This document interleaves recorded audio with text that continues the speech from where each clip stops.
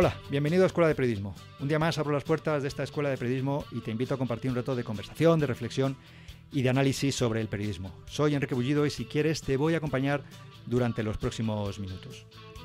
Estamos ya en la cuarta temporada de Escuela de Periodismo y durante los más de 60 episodios que he publicado han pasado por aquí periodistas en activo, estudiantes de periodismo, profesores de universidad, recién licenciados, profesionales que están lanzando su propio proyecto y periodistas del ámbito de la comunicación. En fin, creo que ha habido una buena representación de los diferentes colectivos que intervienen en este mundo del periodismo y de la comunicación. Pero creo que faltaba un colectivo, que faltaba la audiencia, el público. Se nos ha achacado muchas veces a los periodistas, y con razón, que durante mucho tiempo hemos realizado nuestro trabajo de espaldas al público, sin contar con los lectores, con los usuarios, y como digo, creo que es cierto.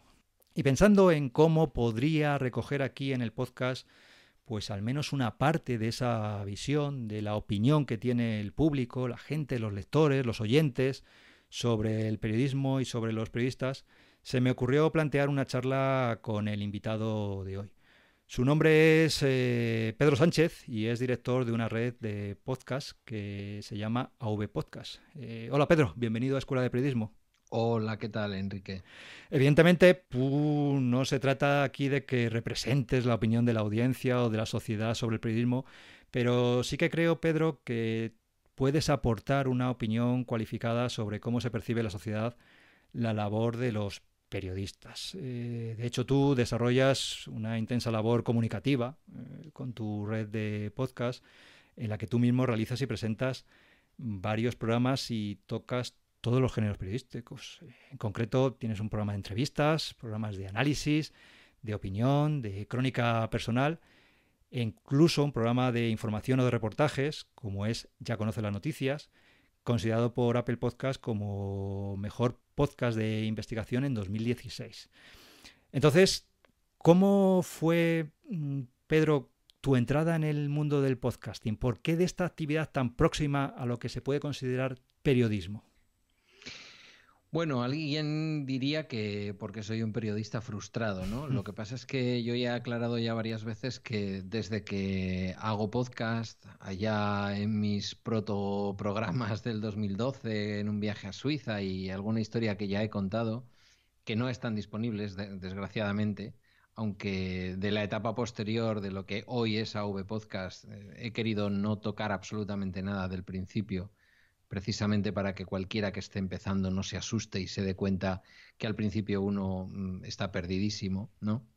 Eh, Me decidí a lanzarme a esto, pues yo creo que porque podría considerarse que antes de empezar a hacerlo era un periodista frustrado, ¿no? Eh, Sé que decirlo así tiene como connotación negativa, pero en el fondo pues lo único que significa es que es una profesión que siempre me ha apasionado, la comunicación es algo que siempre me ha gustado.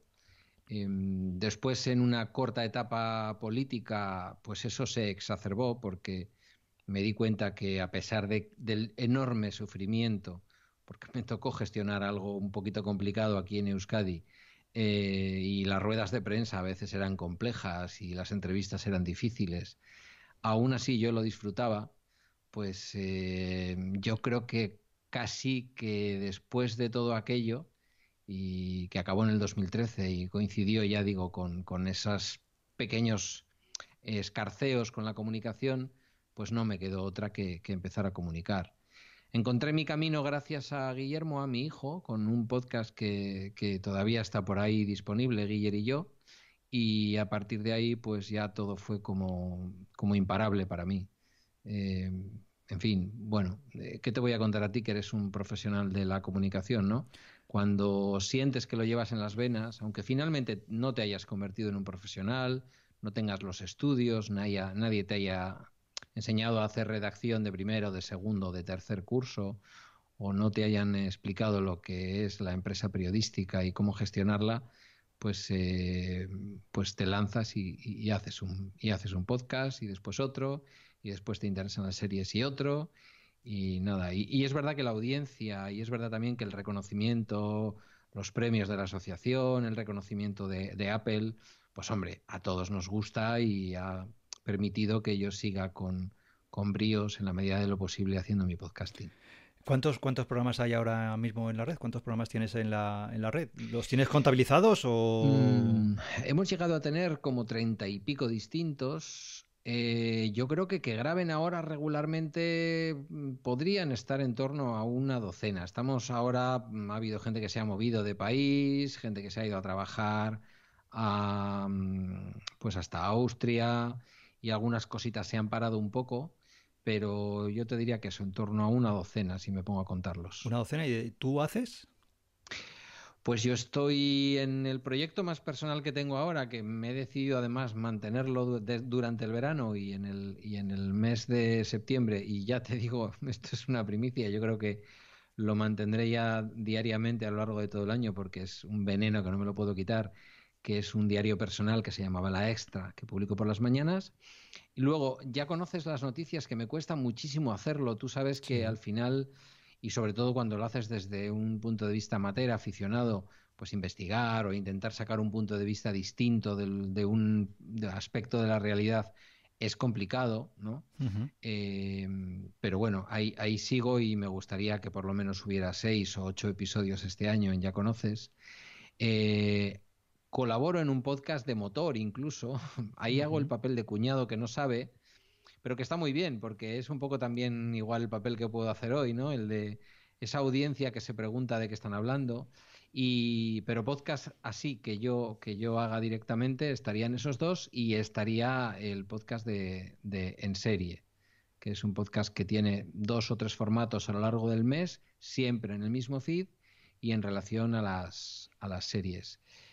Y GoTalks, en donde entrevisto pues podcasters, periodistas y en donde tú vas a salir en el próximo episodio. Sí, efectivamente. Y creo que no me dejo nada. Es un intercambio, digamos, de programas que hemos hecho y has tenido la amabilidad de invitarme a tu programa y tú ahora en este.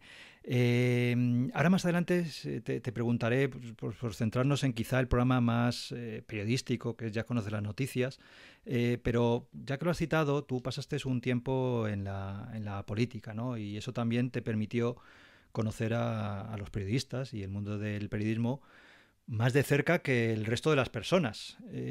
¿Cómo ves, cuál es tu opinión, cómo ves la relación que ha habido entre periodismo y política, al menos aquí en España, no sé, los últimos 5, 8, 10, 15 años, por tu experiencia que has tenido directamente en tu relación con los periodistas?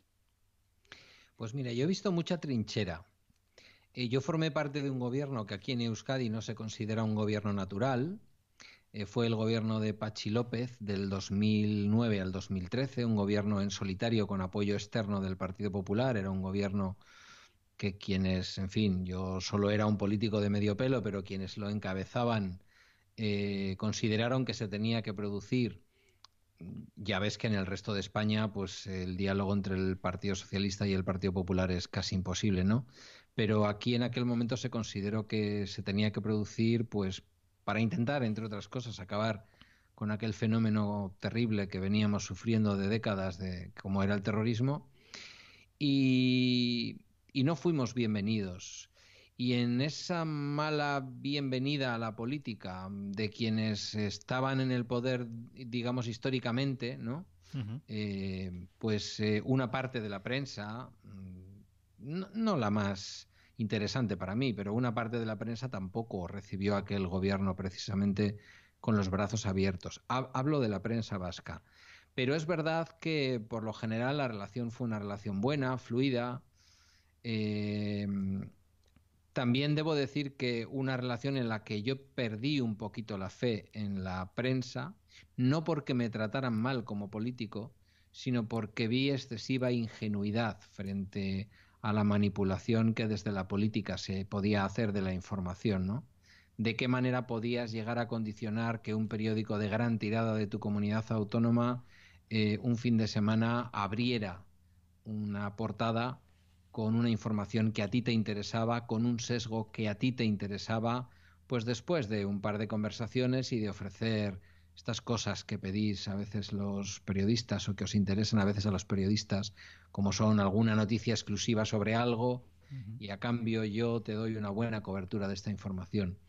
Esto lo vi y esto hizo que yo, que era un comprador compulsivo y ávido lector de prensa, de ideologías diversas, me retrajera bastante. Un retraimiento que debo decir que todavía me dura hasta hoy. Me estoy reconciliando con algunas cabeceras, pero es un retraimiento que me dura hasta hoy. No recuerdo exactamente en qué podcast, no creo que haya sido en uno de los tuyos de Escuela de Periodismo, pero en algún podcast, quizás en Hotel Jorge Juan o en alguno de estos que me están interesando últimamente, salía un periodista hablando precisamente de todo esto, ¿no? De cómo a veces uno se da cuenta de la pérdida de credibilidad de la prensa, de que la prensa no es lo que uno a veces piensa, cuando es bien pensante, porque hay mucha gente que piensa muy mal de la prensa, cuando le toca algo de cerca, ¿no? Es decir, yo, por ejemplo, viví de cerca la muerte trágica de una prima muy querida para mí, y cuando vi determinadas fotos y determinada cobertura por parte del periódico de más tirada en Euskadi, llamé para protestar al redactor jefe, a decirle si realmente la muerte de una persona anónima era como para abrirle el periódico y poder hacer tanto daño a la familia, y me di cuenta que en aquel momento estaban interesando vender periódicos. Pues recuerdo que aquel episodio en concreto, aquel hombre me decía: no, queremos explicar que era una buena chica, que la desgracia le espera a cualquiera a la vuelta de la esquina, porque fue una muerte accidental absurda, ¿no? Y me di cuenta y dije, uff, aquí no hay nada de cierto. Todo esto significa que hay que vender periódicos y que las cosas están muy mal en el negocio. Y desde el punto de vista político me pasó lo mismo. Entonces salí muy tocado de la política con respecto a la política, por supuesto, como no puede ser de otra manera cuando pasas por ahí y eres una persona normal y decente, pero también salí muy tocado con respecto a la credibilidad de la prensa. Entonces has hablado de sesgo, de cadena de favores, no sé si has citado también la palabra manipulación, y que perdiste la fe en la prensa por tu contacto directo con la prensa, por ver cómo funciona por dentro los medios. ¿Tú crees que por la gente que te rodea, por los comentarios, que eso, no evidentemente con los casos concretos que tú protagonizaste o que tuviste ocasión de relacionarte con los periodistas, pero que eso ha traspasado, digamos, a la prensa y al público y le llega al público y percibe ese olfato de que hay algo raro en la actividad periodística y por eso ese distanciamiento que tiene en general la sociedad con los periodistas, ese recelo? No sé si algo tan concreto como lo que te he dicho, ¿no? Yo me imagino que sí hay gente que se puede imaginar que un alto cargo de un gobierno es capaz de llamar a un director de un medio de comunicación y decirle: oye, esos 60.000 euros en publicidad institucional, como sigas tocando este tema, no van a ir para tu periódico. Uh-huh. Eso yo lo he visto. Y he visto cómo se arriaban velas. Quiero decir, cómo no había valentía y se decía, bueno, pues no queda otra, perderemos la publicidad. No, no se perdió la publicidad. Eh, yo no sé si algo tan claro como esto que acabo de decir es percibido por la población, por la audiencia de los medios, ¿no? Lo que sí percibo en amigos, en amigas, en familia, pues que ha sido lectora aquí, por ejemplo, del País o del Correo, es una cierta sensación de pérdida de calidad en algunos casos, ¿no? Y en otros casos de una injerencia directa, no tanto de la política, sino a veces también de la economía, de la empresa, de los medios, quiero decir, de las empresas que ponen publicidad en los medios, quiero decir, a la hora de que determinadas informaciones tengan sesgos o no se publiquen o se titulen de una manera o se titulen de otra. Y luego la relación entre la prensa y la política, ¿no? Es decir, es muy difícil buscar en España, muy difícil, yo diría que casi imposible, medios de comunicación, por lo menos de ámbito nacional, en donde uno no adivine inmediatamente el sesgo no ya ideológico, que me parece natural y me parece aceptable, sino partidista, ¿no? Eh, yo me imagino una sociedad en la que puede haber un medio conservador, un medio progresista, en donde me encantaría que el medio conservador le atizara, pero bien, al partido con el que mucha gente puede relacionar ese medio, en donde el medio progresista atizara, pero bien, al partido o a la ideología a la que mucha gente puede relacionar o con la que mucha gente puede relacionar ese medio, pero eso no ocurre. Aquí, por lo general, todos nos podemos imaginar la postura que al día siguiente van a adoptar los medios con respecto a determinados asuntos en función de una ideología previa que le suponemos a cada medio. Tu red de podcast es una red sin ánimo de lucro y ya Sí. conoces las noticias, tampoco tiene ánimo de lucro. Su contenido no depende de la publicidad ni se verá afectado por la publicidad. ¿Qué pretendes con ese programa en concreto que, para quien no lo haya escuchado, no sé, por definirlo de alguna forma, puede ser parecido, pues, no sé, a un informe semanal?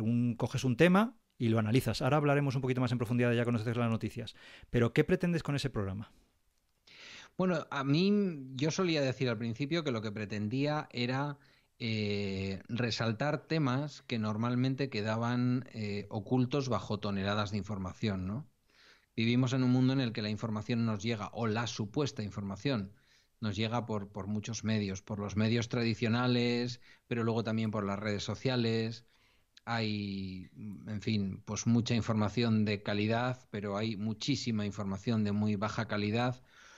No tenía yo la pretensión, desde luego, de hacer nada que tuviera una calidad enorme y al final siempre me tocaba investigar, quieras que no, tirando pues de muchas fuentes que ya estáis, ¿no? En el mercado, vamos a decir, de agencias, de artículos antiguos en referencia a alguna cuestión, pero digamos que mezclando un poco todo e intentando obtener la esencia. Y luego recurriendo también pues, a medios alternativos. Es verdad que a veces he tenido la capacidad y la posibilidad, como cuando abordé el asunto de la lepra, una enfermedad olvidada en España, pero que sigue teniendo presencia, se sigue diagnosticando y sigue habiendo alguna institución, como es el caso de la Fundación Fontilles, que trabaja con este tipo de personas y con este tipo de enfermos, que está sujeta a un montón de tabús. Pues en algunas ocasiones, como fue el caso, pues he tenido la posibilidad directamente de entrevistar a personas de la fundación, a una responsable de prensa que se prestó, me explicó el trabajo, me explicó cómo es hoy el mundo de la lepra en España, el trabajo de su fundación, cómo son los enfermos, cómo viven, cómo es el rechazo que todavía se produce en la sociedad. Nada que no se pueda encontrar cuando un periódico decide parar máquinas, dejar de hablar solo de política, del procés, de que no hay elecciones, de que si los partidos, de que si este político ha dicho esta cosa y el otro ha dicho lo otro, que ya no le interesa a nadie. Y bueno, pues poner, digamos, en la portada de una cosita tan humilde que tiene pues 8.000 o 8.500 suscriptores nada más, pero que en podcasting pues está bien, poner algo que a mí me llame la atención, ¿no? O hablar de un montón de mujeres de Latinoamérica, un grupito, no un montón, pero sí un grupito de mujeres de Latinoamérica, esposas tradicionalmente de guías de montaña, que ellas mismas han decidido convertirse en escaladoras, ¿no? Y en hacer escalada. Entonces, son cosas que los medios de comunicación tratan, como ocurre, por ejemplo, voy a poner un ejemplo con todo el respeto, como ocurre aquí en la contraportada del Correo, casi como una noticia curiosa, pero que detrás hay una realidad, una vivencia en esas personas muy poderosa, ¿no? Historias que lo que digo es que eso, que están normalmente enterradas en medio de tantísimo flujo de información y de tantísima historia que a veces pasan desapercibidas. No tenía más pretensión. Para mí fue una sorpresa que con apenas media docena de episodios, los primeros, que creo que además puede que sean los menos interesantes, pues Apple Podcast, como has dicho tú, en 2016 lo quisiera destacar y lo reconociera. Con el apoyo además de algún podcaster prescriptor, amigo común, Ujú. como es el bueno de Milcar, la gente empezó a suscribirse y aquello empezó a crecer.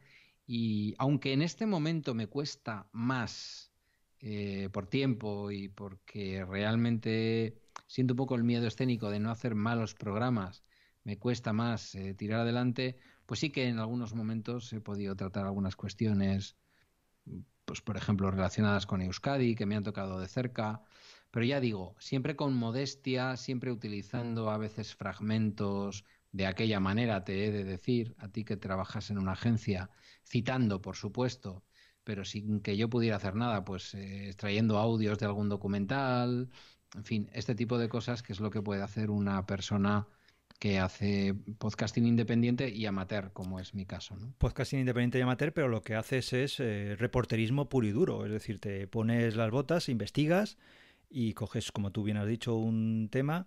Alguno de los capítulos, pues, el precio de la muerte, me parece que hablaba sobre lo que cuesta todo lo que conlleva el entierro, un sepelio, un funeral, en fin, las estafas móviles. Más recientemente los cambios en las finanzas online, ¿no? Que hiciste un programa o las razones por las que faltan fármacos en las farmacias en España. ¿Cuánto te lleva hacer estos? Tiene su trabajo, ¿no? Tiene mucho trabajo, ese es el problema. El guión, porque es un programa guionizado que yo después intento, vamos a decir, contar con naturalidad, pero que sigo un guión. Diría que, bueno, no es el único programa que hago guionizado, porque en serie el programa de series también lleva guión y también vamos siguiendo, digamos, por decirlo de alguna forma, una locución, una lectura. Pero aquí el guión me lo curro yo, porque en serie no me toca. Pero aquí que me lo curro yo, pues perfectamente el guión de un buen programa, el guión de un programa de esos que uno dice qué satisfecho me he quedado, me puede llevar por lo menos, yo te diría que unas 10, 12 horas. Hay mucha escucha, es decir, que no es todo el rato escribir, hay mucha escucha, hay mucho ver vídeo, mucha lectura y bueno, pues después hay que volcarlo, ¿no? Ujú. La redacción es lo que menos me cuesta porque siempre he tenido facilidad, a pesar de no haber tenido la ocasión de ir a ninguna escuela de periodismo a aprender redacción, pero es verdad que siempre se me ha dado bien la gramática y el lenguaje y me gusta escribir. Pero el trabajo previo, como dices tú, pues sí, quizás de investigación. A lo mejor tengo, ¿no? Eso que está ahora tan de moda del síndrome del impostor. Sí. A lo mejor le doy yo menos importancia de la que tiene, pero sí, sí, horas sí que lleva, muchas, Ujú. muchas. Sí, puedes, la pregunta que te voy a hacer, puedes pasar palabra o contestarla. ¿Tienes periodistas o medios de comunicación de referencia? ¿En qué te fijas tú para hacer esto? ¿O lo haces bueno, pues de una forma sin tener una referencia clara? Tengo a alguien que nunca quiere dar la cara y que nunca le gusta que diga que es mi productora, pero que muchas veces me ofrece ideas, que es Amalia. Ujú. Eh, Y después, bueno, ella a veces tira de los temas, luego otras veces, de cada vez que ella consigue que yo hable de un tema, yo termino hablando de 4 o 5 temas que me interesan a mí. Y lo que suelo hacer efectivamente es buscar artículos antiguos. Utilizo medios que me parecen, desde mi punto de vista, y fíjate que algunos de ellos no coinciden a veces con mi perfil ideológico, medios serios. Por supuesto, agencias, si es el caso. Hablamos del Confidencial, por ejemplo. Hablamos de otros medios. Pero muchas veces, la mayor parte, intento que sean cosas que no se han tratado en los medios de comunicación tradicionales, ni tan siquiera en los medios online, o que hay muy poquito, ¿no? Entonces, pues puede que lea una noticia en el Confidencial del 2016 que me recuerda algo que me interesó y que anoté y que dije esto lo tengo que tratar, y luego alguna cosa que he descubierto recientemente que tiene un nombre que es el periodismo de datos. Ujú. que aunque no doy a veces demasiados datos, sí que busco datos para intentar entender la realidad que voy a contar, ¿no? Y que es ese periodismo que a veces, pues, le toca, digamos, hacer minería de datos, es decir, buscar cosas que ha publicado la ONU respecto a un fenómeno o desmontar mitos, ¿no? Recuerdo un programa que hice sobre el famoso continente de plástico en el Pacífico y efectivamente hay una acumulación que no es estrictamente un continente y ahí te toca recurrir pues a páginas web de ONGs que están trabajando, que sí que denuncian la contaminación de los plásticos en el mar, pero que son ONGs serias y que no vienen con exageraciones ni historias, sino que bueno, pues tienen pequeños posts de dónde tirar, a veces en la propia red, como no, como cuando denunciamos toda la historia del producto este que se estaba intentando vender como científico para proteger las pantallas y que no nos dañen la vista, Sí. pues directamente hay un oftalmólogo en la red que tiene un programa de oftalmología como Ocularis y que además es un blogger extraordinario y ya había publicado sobre ello y le dije, oye, préstate a darme unas declaraciones. Porque lo que sí que tiene el programa es que cuando consigues a alguien que conoce el sector, como ha pasado con el último episodio hablando de todos los cambios con el asunto de los pagos online, cuando tienes a alguien que conoce el sector y que, aunque sea sin ofrecerte su nombre por pudor o por lo que sea, te da unas declaraciones, pues tú sabes que eso refuerza mucho. Te escuchaba en el último episodio, creo recordar, o en uno de los últimos, de Escuela de Periodismo, hablar con este emprendedor italiano, Sí. ¿no? que estaban lanzando una startup que, digamos, casaba o hacía matching, que dicen ahora los modernos, entre los expertos y los periodistas, y creo que eso pues le da mucha seriedad. Y es algo además que yo he hecho en falta en el periodismo, ¿no? El fact-check este, ¿no? Hábleme de hechos, hábleme de cosas concretas y cíteme su fuente. Y la comprobación y atribuir cada cosa a una fuente y que la fuente sea fiable. Claro, porque lo de fuentes conocedoras de... pues Uy, a veces es un recurso que los periodistas necesitáis sí. y es necesario que exista y se respete, ¿no? Si yo sé que tú estás redactando en Europa Press una noticia citando fuentes cercanas a tal partido político o a tal empresa, hablando de economía, porque no puedes dar el nombre, como te conozco y sé que eres una persona fiable, sé que no me estás mintiendo. Ujú. Pero si me puedes decir que es el director general de, no sé, de Endesa, que está diciendo que lo que ha ocurrido en Irán puede encarecer el precio del gas, de la luz y de no sé qué, pues evidentemente le da otra seriedad, ¿no? Personas expertas que conozcan el sector del que vas a hablar y que te puedan ofrecer unas declaraciones. A veces, con la humildad con la que yo hago ya conoces, pues eso toca extraerlo de cosas que ya incluso te encuentras hechas, ¿no? Pues en YouTube o en otros sitios, conferencias que ha dado alguien, bueno, este tipo de cosas que en una redacción, bueno, iba a decir que en una redacción, tal y como trabajáis a veces ahora los periodistas y con los medios que os toca pelear, igual tenéis muchas veces que tirar de medios también relativamente precarios, ¿no? Sí, Para sí. poder hacer buena información. Ujú. O sea, que como estás contando, haces la labor periodística completa, desde buscar las fuentes, el enfoque, el tema, primero el enfoque, la documentación de todo ese tema que vas a abordar, los testimonios, los puntos de vista de un lado, los puntos de vista de otro, en fin, lo que es el trabajo periodístico completo. Para entrar en la última fase, en la última parte de la conversación, me gustaría referirme y uniendo periodismo y podcasting a un episodio, y sé que es un tema polémico entre algunos podcasters, a uno de los programas que hiciste que pues ahora yo creo que aproximadamente hace un año, que se llamaba Amenazas al Podcasting Libre, ¿no? En un programa en el que contabas la historia del grupo Prisa, cómo, bueno, pues la situación en la que se encuentra, la que se encontraba, y también la compra y posterior cierre de Antena 3 Radio por parte de Prisa. ¿Por qué ese programa? ¿Por qué esas críticas al grupo Prisa? Mis críticas a Prisa yo quiero dejar claro, bueno, lo voy a aclarar como si yo fuera alguien importante para el grupo Prisa, ¿sabes? No, pero Quiero, bueno, es para... Yo te lo pregunto por conocer un poco, sí, que me pareció, ese programa me pareció perfecto en la factura como todos los demás. Es decir, contabas perfectamente cómo se produjo una de las operaciones empresariales más discutibles, por no utilizar otro adjetivo, pues yo te utilizaron, lo digo, más vergonzosas y más lamentables de la historia de pues la comunicación en España. O sea, efectivamente. esto tú como profesor de periodismo no sé si ya se cuenta, pero se contará en las escuelas de periodismo como una verdadera ignominia. Yo entonces no lo vi.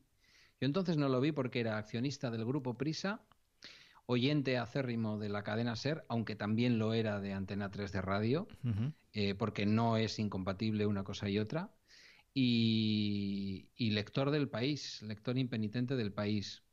Hay dos hechos que hacen que yo me aleje y me dé cuenta de que Prisa, a pesar de tener grandes profesionales, vuelve a estar, bueno, vuelve a estar, no, nunca estuvo, pero está ahora, por ejemplo, dirigido el periódico por una extraordinaria periodista como Sol Gallego. Ujú. Periódico me refiero al país, no al buque insignia de Prisa junto con la cadena SER. Pero hay un par de episodios que dicen mucho, ¿no?, de lo que es el grupo Prisa. Uno es efectivamente que después de décadas con la cadena SER liderando el Estudio General de Medios, un estudio que, como sabemos, pagan las empresas y se analizan las empresas que lo pagan y a nadie más, de pronto aparece Antena 3 de radio, una emisora de un perfil algo más conservador, desde luego más conservador que mi propia ideología, pero que yo oía con pasión porque me gusta escuchar a gente independiente e intelectualmente solvente que no opine lo mismo que yo, para darme cuenta de aquellas cosas en las que yo, por mucho que opine, puede que esté equivocado. Como solo un trimestre,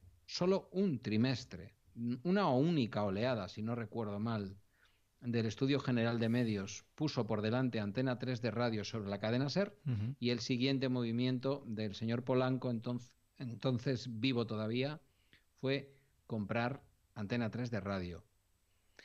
¿Para qué? ¿Para hacer como A3 Media y tener un dominio, digamos, en la televisión conservadora y en la televisión más de izquierdas? No. Para convertir Antena 3 de radio, un verdadero fenómeno de la comunicación, en una emisora de radio de música clásica. Y después ya ni tan siquiera algo tan digno como la música clásica, después ya la introdujo para formar parte de allá donde le interesaba de su propia red de emisoras, fuera Radio Le, fuera Máxima FM o cualquiera de esas emisoras inservibles de música que el grupo Prisa ha ido colocando como soporte publicitario en las distintas ciudades de España y también de América Latina, ¿no? Y el segundo fenómeno curioso y que ya hizo que me despegara por completo de la creencia de que en ese grupo había verdaderamente libertad, junto con un montón de periodistas como pues Enrique González, que empezaron a irse, y algunos otros, fue cuando la guerra del fútbol. No sé si tú Sí. recuerdas aquella guerra entre Ujú. Sogecable, Ujú. en fin, la pelea Telefónica, con sí. Telefónica. Hoy son todos lo mismo, pero Ujú. en aquel momento la pelea era terrible. ¿Cómo empecé a ver en el diario El País cosas que estaban terminantemente prohibidas en un libro muy gordo que yo tenía, muy visible en mi biblioteca, que era el libro de estilo del País? Se empezó a informar de algo que afectaba al grupo que publicaba El País sin ningún tipo de independencia, sin ningún tipo de diferenciación entre información y opinión. Y entonces fue cuando dije, si esto lo hacen con este interés, otros intereses que yo no soy capaz de ver, pues la propiedad del grupo Prisa por parte, o una parte de la propiedad del grupo Prisa por parte de monarquías del Golfo en donde no hay libertad ninguna, en fin, este tipo de cosas, digo, pues igual a lo mejor son poco fiables, ¿no? Y luego toda su entrada en el mundo del podcasting a través de Podium, que mucha gente pues la recibió como una maravilla porque iban a popularizar el podcasting, sin darse cuenta de que iba a ocurrir pues lo que está ocurriendo en realidad, ¿no? Que donde antes Apple tocaba la puerta de las redes independientes, pues hoy nos encontramos que si entras en iTunes es dificilísimo abrirse hueco y visibilizarse en medio de un montón de empresas que han entrado, sobre todo en el caso de Podium, pues para decir, nosotros sí sabemos de podcasting, todo lo demás solo son un grupo de aficionados. Pero bendito grupo de aficionados. Sí, concretamente además en ese programa empezabas haciendo una crítica, yo creo que eso que fue hace aproximadamente un año, porque coincidió más o menos con las jornadas de podcasting que se celebraron en Madrid, ¿no? Y creo recordar que hacías bueno, pues una introducción a ese programa criticando que no la organización de las jornadas, que decías que había estado bien, pero sí que criticabas el hecho de que para difundir el podcasting pues no se necesitaban los entramados societarios, como acabas de decir, ¿no? De esos medios. Y hablabas también de freelancers, bueno, que para hablar en las JPOP prácticamente como que pontificaban, ¿no? En esas jornadas.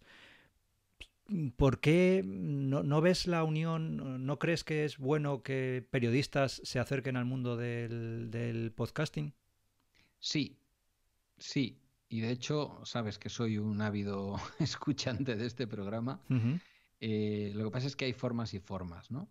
Y no creo que sean los periodistas, además, los que más miedo me han dado a mí nunca en el podcasting independiente. Al contrario, creo que los periodistas estáis llamados, como ha ocurrido en el mundo anglosajón, a ocupar un espacio principal en el podcasting y en el podcasting independiente, fíjate, Ujú. no porque mañana Europa Press o el ABC vayan a sacar un podcast y quieran contar con Enrique Bullido, sino porque Enrique Bullido puede hacer un podcast más allá de sus empresas o de las empresas donde trabaje, ¿no?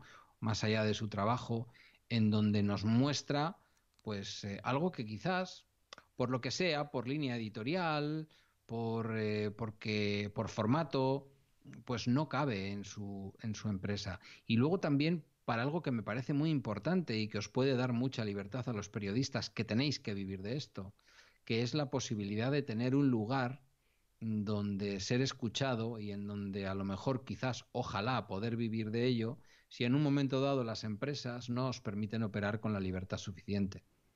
Me daba mucho más miedo ese mundo del marketing, ese mundo que ve la comunicación exclusivamente como un lugar donde colocar mensajes publicitarios.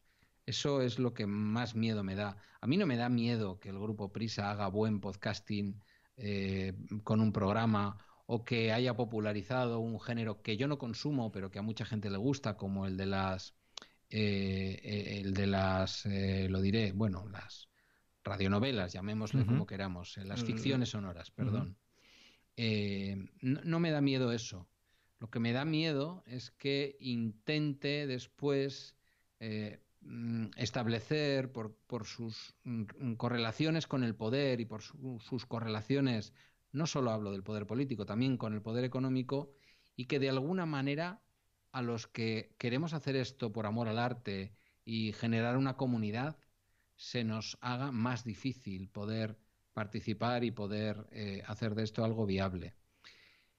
Hay mucha gente que piensa que esto es pues tan paranoico como, no sé, como pensar que nunca se llegó a la luna, ¿verdad?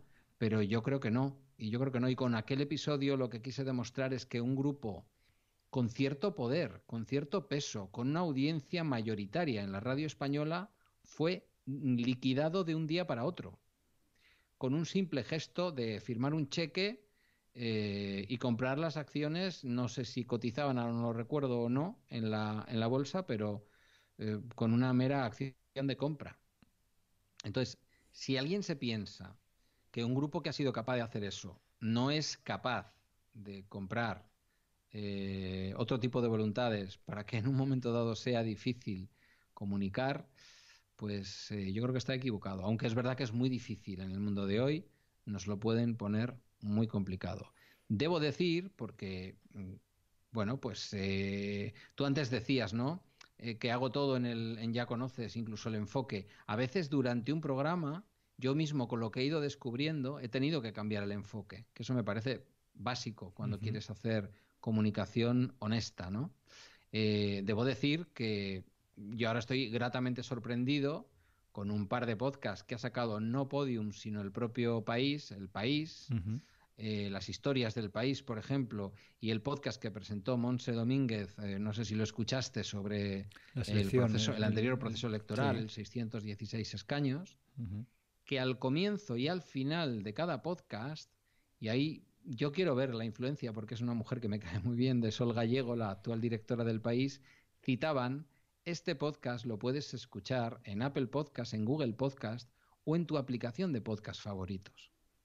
Entonces, ahí es donde la gente que escucha el podcast del País, con la potencia de comunicación que tiene el País y con la potencia de arrastre que tiene el País, puede terminar encontrando tu podcast y el mío en esa aplicación independiente.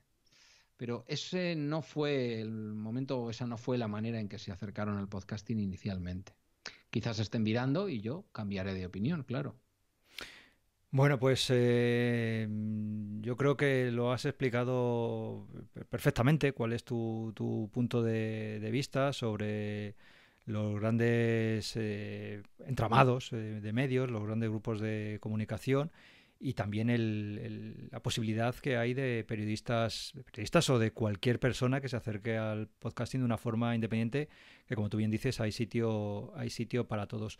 ¿Qué futuro, cómo lo ves el mundo del podcasting? No vamos a caer en el tópico de que que sí es el año, porque entre otras cosas ya vamos para terminarlo, pero ¿cómo ves... tú que tienes una red y que estás al cabo y que escuchas mucho y que lo... ¿Cómo ves, qué crees que va a pasar en un futuro cercano en el mundo del podcasting? ¿Se va a seguir desarrollando? ¿Va a haber nuevas propuestas? ¿Hay campos por hacer? En fin, ¿cómo lo ves? Pues queda mucho por hacer, pero yo creo que el año del podcasting ya ha sido, fíjate. Este es un scoop que te ofrezco. Cuando abres iTunes o Apple Podcast, que como todos sabemos, pues es una manera no solamente a través de Apple, sino que de ahí beben todos los podcatchers, que es como escuchamos la mayor parte de las personas, junto con la aplicación de iVoox, que también hay gente que la escucha y mucho en la América Latina, ¿no? y en España. Pero cuando tú ves que ahí ha llegado ya mucha gente conocida, gente que viene del mundo de, yo qué sé, de Instagram, de tal, aunque sean a veces podcasts que a mí no me gustan, otras veces sí. He visto llegar, por ejemplo, y ya lo he citado hoy aquí, pues por ejemplo el Hotel Jorge Juan, de Vanity Fair, del grupo Vanity Fair, del grupo Condé Nast, que es, creo que es, ¿no? Sí, la editora de la revista. Vanity Fair, bueno, es igual. Cuando veo llegar este tipo de podcast, pienso que el año del podcasting ya ha sido. Es decir, el podcasting ya se sabe lo que es. No diré que por parte de toda la población, pero sí por parte de la población de edad joven, de mediana edad y más urbana. Y es cuestión de muy poco tiempo que se generalice, ¿no? Lo que es. Bueno, entonces yo creo que ya hay personas que están viviendo de ello, los que quieren vivir de ello.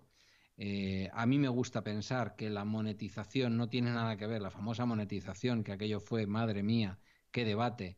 La monetización es estupenda, sobre todo, insisto, si se hace desde un punto de vista del podcasting que a mí me gusta, que es el independiente. Pero es que puedo considerar un podcast independiente, un podcast que esté amparado por Europa Press o que esté amparado por Vanity Fair, o el podcast de materia oscura del ABC, no sé cómo decirte, ¿no? También pueden serlo, ¿por qué no? No sé. La verdad es que yo creo que lo mejor está por venir, pero que ya tenemos cosas muy buenas. O sea que para mí el año ya ha ocurrido. Bueno, Enrique. pues si quieres, vamos cerrando. Ya hemos echado la tarde, tú y yo aquí, Sí, grabando entre una cosa y otra. Mira, si quieres, has citado tú y ya nos despedimos, pero como dicen los modernos, para dejarlo con un anzuelo, ¿no? Has citado tú ¿cómo es esto de las series, ¿no? Que te dejan el anzuelo, utilizan una palabra en inglés. Un cliffhanger, efectivamente. Pues has citado tú a la actual directora del País, Soledad Gallego Díaz.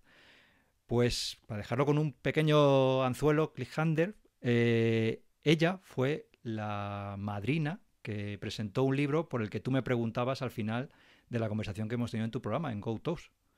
Ella fue la madrina que presentó ese libro.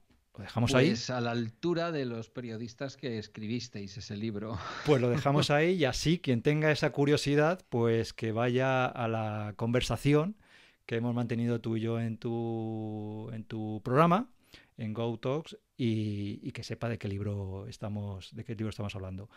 Pedro, te agradezco mucho pues, la tarde que llevamos charlando sobre podcasting, sobre periodismo y sobre vida en general. Te agradezco tu presencia aquí en Escuela de Periodismo, que seas oyente, que también lo difundas, y para la gente que quiera ver dónde te encuentras, cómo puede contactar contigo, la página web, no sé, en fin, lo que quieras Pues en decirnos avpodcast.net están los programas que hacemos en la red y a mí me pueden encontrar tanto en Telegram como en Twitter como El Ojo que Ves. Pues lo dicho, un placer, un abrazo, Pedro, y seguimos en contacto. Un saludo.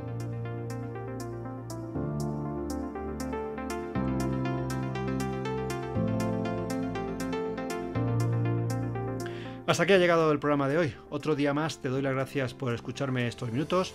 Te invito, como hago cada día, a visitar mi web enriquebullido.com. Muchas gracias por dedicarme tu tiempo y hasta el próximo programa.